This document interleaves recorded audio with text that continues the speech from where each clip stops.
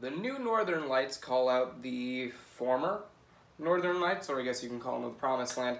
Eli Kaner is officially a heel, and Jordan and on blah blah blah. You get the point. I'm Zach Hardy from the Wrestle Target, and this is the October 19th, 2018 edition of USW Friday Night Severity in a nutshell.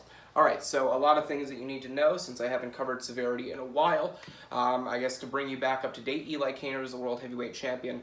Utilized his key and case opportunity a couple of weeks back at Agony. On top of that, the Promised Land attacked the Promised Land. Well, in all technicality, Blaine North and Samuel North were attacked by Suzuki Kirikashi and Tanner Wallace, essentially kicking them out of the Promised Land, while Suzuki Kirikashi and Tanner Wallace head over to the Intensity brand. Blaine and Samuel North of the new Northern Lights are still on the Severity brand. That's pretty much all. So we start out the show, obviously, with the aforementioned Eli Kaner, or the continuation of the aforementioned Eli Kaner World Heavyweight Championship run.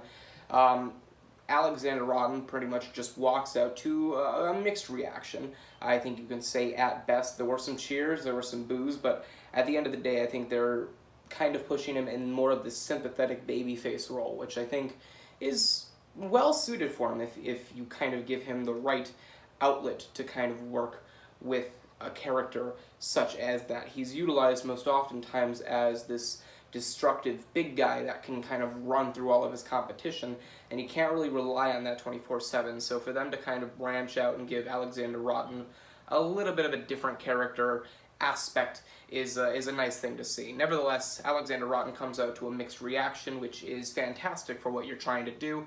Pretty much cuts a promo based off of what Eli Kaner said last week, trying to convince himself that he had a fighting chance against Alexander Rotten, saying that he could match up with Rotten toe-to-toe, and calls out Eli Kaner for being delusional, thinking that if he were to step into the ring with Alexander Rotten one-on-one, that he'd actually have a fighting chance, as Alexander Rotten stated that he would rip Eli Kaner into two pieces. I guess Eli Kaner didn't really have much of a positive outlook on that, as he ended up attacking Alexander Rotten from behind with a steel chair, beating him down before standing on his chest, holding up the World Heavyweight Championship above his head, essentially, officially turning heel, which is, you know, I'm a bigger fan of Eli Kaner as a face. I think you could have done something much better with him as a face than as a heel, but I'm not going to question your methods, because USW pretty much gets these kind of things right when they tend to look at them in a specific way. So I'll keep an open mind on that. We get into the first match, of course, which is Verse 9 versus Washington. Now this match is pretty much a throwaway. Verse 9 just kind of continuing on his role of international championship stature against Washington. Washington, you've kind of always been on the cusp with him when it comes down to booking. This is no different. Verse 9 beats him in clean in about 10 minutes with the Music Theory, continuing his momentum as international champion. After the match, Washington gets attacked by Kevin Storm, as I stated many times before, the new, I guess, involved member of Severity, moving over from the Intensity brand, making way in a trade where the Promised Land, or what was left of the Promised Land, went over to the Intensity brand. So Kevin Storm sets up a table on the outside and hits hits Washington with the Storm warning through them, essentially setting up a feud for Brimstone. So we'll see Kevin Storm and Washington fight it out at Brimstone, and I'm really looking forward to that, in all honesty. We go from there into the little backstage segment where Mika Jordan is just getting ready for whatever the hell it may be backstage, until Austin Atomic walks up to him and asks him for help in a match later that night against the Oppositionals, Ryler and Sickle, in a tag team match, of course. Mika Jordan accepts, which I don't think will go a very long way for himself in the Mobocracy, since the Mobocracy does not like outside individuals getting involved in the Mobocracy's business, but nevertheless, you get a tag team match for that later on. There's a setup. Second match of the evening comes with Lone Wolf and Indigo Child. Indigo Child having Double XL in his corner. Lone Wolf actually picks up the win over Indigo Child in about 12-13 minutes. Does this mean Lone Wolf is getting a push? Ha-ha! You'd think so, but no, probably not. That Lone Wolf has always kind of gotten these small little wins and people immediately start jumping to the conclusion that, oh, maybe this means that he'll get a push, he'll become a big role player in the mid-cards, or so on and so forth. It almost never happens, so I would not expect anything different from this, though it is nice to see Lone Wolf pick up a win on Severity. After the match, of course, Morbid and Quincy Newsome, continuing their feud with Hell on Earth, attack Double XL and Indigo Child before looking into the camera and stating, Ash, you're next. Oh yeah, by the way, before I continue on in this rundown, Morbid and Quincy Newsome, I guess a tag team. That's interesting. Never thought that would have happened, but hey, here we are. We continue on into the third match. We kind of skip and gloss over an Aphrodite promo, since it was the same thing she said last week, pretty much stating that Natalie Dawson and Margot Silva are on a collision course to eventually a tumultuous breakup, in which it just kind of separates them into different categories. One sees the light, one sees the darkness, and they both fight it out as to who is right or wrong, kind of playing on the 50-50 booking idea in pro wrestling. So you gotta love Aphrodite for those small little features. But again, as I said, pretty much the simple thing that we've all had on our minds since this whole feud started, so I'm not going to spend too much time on that. We get into the third match. Ophion and Artemis with Octavian in their corner face off against the Painter Brothers Association, essentially Zach Painter and Philip Painter, just with an interesting spin on their name. Ophion and Artemis win, continuing to strengthen their identity as a tag team, or as the tag team feature of the God Complex. And afterwards, Chris Ross, Chris Sanders, and Drew Akron of the Mobocracy run out and attack Ophion, Artemis, and Octavian, continuing the Mobocracy versus God Complex angle.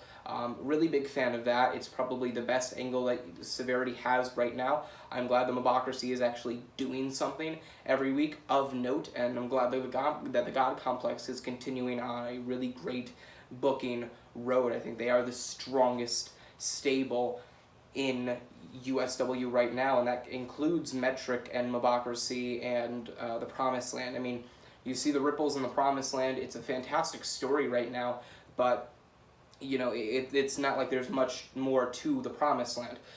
Metric is sort of new. It's got a really interesting feature to it, but it's still in its infancy.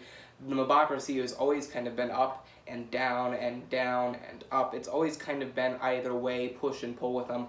The Wine Cellar is still a mid-card fixture on USW's Intensity brand, but nevertheless has not really broken that ceiling and into the main event level picture yet. And Hell on Earth is still continuing with a feud against Morbid that they started out as a group in a feud with, so it's kind of like they've not really gone out of stage one. The God Complex has been a consistently fantastic watch as a part of the Severity brand. I think they've been the highlight of the Severity brand over the past number of months, even before Call to Greatness. They are just a great group, and it's awesome and fun to see them getting their new little identities. Octavian being kind of like the ringleader and the general in charge. Aphrodite, the individuals overseeing the entire operation, more like the mastermind of the entire thing, and also like the runner of the women's division as well. And Ophion and Artemis being like the two-in-one package of the group. It's just awesome to see that happening, and it's fantastic to see the Mobocracy and God Complex involved in a feud that I don't think a lot of us thought we were going to get, or at least not in a great state like this, but again, here we are. It's going extremely well. So Ophion and Artemis pick up the win over the Painter Brothers Association. The attack happens after the match. Mobocracy lay out the God Complex kind of further fortifying their stance against the God Complex and giving themselves some momentum going forward. We go from that and jumping into the fourth and final match on the card, and that is Mika Jordan and Austin Atomic defeating the oppositionals of Ryler and Sickle. They actually had a really good showing. It was a nice main event, about 20 minutes or so. It was non-stop action from point A to point B. Austin Atomic and Mika Jordan worked much better as a tag team than you would assume they would have. Mika Jordan obviously proving to be a fantastic fixture and an extremely underrated talent. Like the Apollo Crews of USW, he's a fantastic talent that just does not get used the right way. And Austin Atomic, obviously a fantastic performer, a great individual, just a fantastic member of the roster overall, also not getting the credit that he very much deserves, and it's fantastic to see them paired up in a team with a big victory. So I hope this leads for something more, and unlike a lot of the other stances where you could say, oh, does this mean this or does this mean that? Most oftentimes it could be 50-50. I think with the fact that they kind of put in the effort to establish, hey, Austin Atomic needs help. He went to Mika Jordan. Mika Jordan and Austin Atomic eventually teamed up later that night and picked up the win. I think that, booking stance and the fact that they gave it a little bit of attention means that they're going to try to do something with it. I don't know how big that plan is or how little that plan is going to end up turning out to be, but I'm absolutely strapped in for the ride, so I'm looking forward to seeing the progression of that storyline. Then we close out the show with the final segment of the night, which is the new Northern Lights of Blaine North and Samuel North walking out to the ring and continuing to do what they have been doing over the past couple of weeks, and that is asking for answers. The Promised Land, of course, Suzuki Hirakashi and Tanner Wallace. Why was there the trading, or I'm sorry, why was there the trader idea? Why did they turn their backs on them? What was the purpose of it? What was the case for it? Did they have any reason for it? Was there any reason for it to begin with? They wanted answers, but at the same time, their anger is still continuing to get forth for them. So now, the more that they are left without an answer, as the Promised Land are on the Intensity brand and can't show up to accept a challenge on Severity, they just end up, or even hold their own as in terms of a conversation on Severity because they can't be on Severity. That obviously angers the new Northern Lights even further. They continue to lay out the challenge towards the new Northern Lights, towards the Promised Land, or the new Promised Land for Brimstone. So I guess we just kind of have to wait and look forward to seeing what happens at that point in time. Obviously, they get no answers, so it's still a case where Severity gets closed off again without an answer and leaving this in limbo, but we get a little bit of a furthering to this storyline as they walk up, and the bottom third shows on the screen, but Blaine North stops Samuel North, kind of looks at him, and just kind of panders to the crowd before nodding, and you could see the light bulb turn on in his head at that moment in time. So I can only imagine that there's something planned for next Friday's Severity in terms of, I guess, pushing the buttons, or maybe even in this kind of case where there's such a blood feud kind of idea to it or feeling to it. Maybe there's an excuse for the new Northern Lights to at least show up on Intensity and try to do something on the rival brand and see what they can do. But yeah. Overall, I think a really well put together show. I think the matches left something a little bit more to be desired, but at the same time, I think that the storylines are really being progressed more so in the angles and in the promos and in the backstage segments, and the wrestling is to kind of fortify the newer storylines or the individuals that I think they want to be able to do something with, and this gives them a little bit of momentum, like Lone Wolf picking up a win, Verse 9 continuing momentum, but at the same time Washington and Kevin Storm's furthering of the angle being utilized to give match 1 a purpose on the card. Mika Jordan and Austin Atomic continuing on as a tag team, that gives Ray for the main event to exist, and so on and so forth. Quincy Newsom and Morbid getting involved after the Indigo Child and Double XL match, and the same could be said for the Mobocracy furthering their feud with the God Complex. I think that the matches were something to kind of fortify a storyline, but I don't think they were utilized as much as the segments were, and I think that Severity's utilizing the segments, or at least aiming to utilize the segments, as the further point for all the feuds and storylines and angles going forward. So I mean, off the bat, I think it was a well put together show. I don't think it was the most properly booked or executed. I think that out of the feuds between the Indigo Child and Double XL, which I think could have been the better choice for that, or this option, or the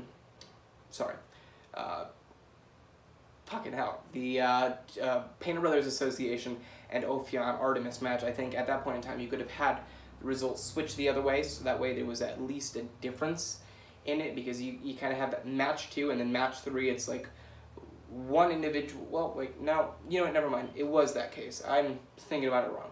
Either way, I think it was well put together. I don't think it was as good as Intensity, but then again, with Intensity, they're trying to put together new feuds and culminate new feuds. I mean, you had the start of the show already pretty much having everybody salivating a Zach Hardy answer was definitely a great way to kick off the show and set the momentum forward, and Severity doesn't have that for that or at this moment, and they are in the midst of booking towards the Brimstone pay-per-view, so all in all, you just kind of got to take the situations in mind. I'm not going to say whether one was better than the other or not. I'm just going to say that I think it was a well-booked show, and I think it was, I mean, I don't think it was something that you needed to see, necessarily. I don't think it was something that really furthered much. I think it really just kind of continued to build everything. So, with that, Severity 136, I think, was, in all, a serviceable show, and I think it was definitely worth its place on the weekly schedule. But, you know, perhaps you disagree. Perhaps you think that there was something better, or something worse, or something that I didn't talk about, or something that you noticed, or something that you didn't notice that I mentioned. Did you like the show? Did you not like the show? Did you think that something could have been done better? Or did you think something was done perfectly? I don't know. Sound off in comments down below. Let us know, and we will absolutely get to every one of your comments within moderation, as long as it's not like a year from now you're posting on this video continuously, or still. But with that, thank you for watching. I hope you enjoyed. You can find me on Instagram at TheZackhardy, and on Twitter at ZaCharYserra. Remember, like, comment, and subscribe for more. And with that being said, I am Zach Hardy, and, well, 1, 2, 3 steps. I am signing off.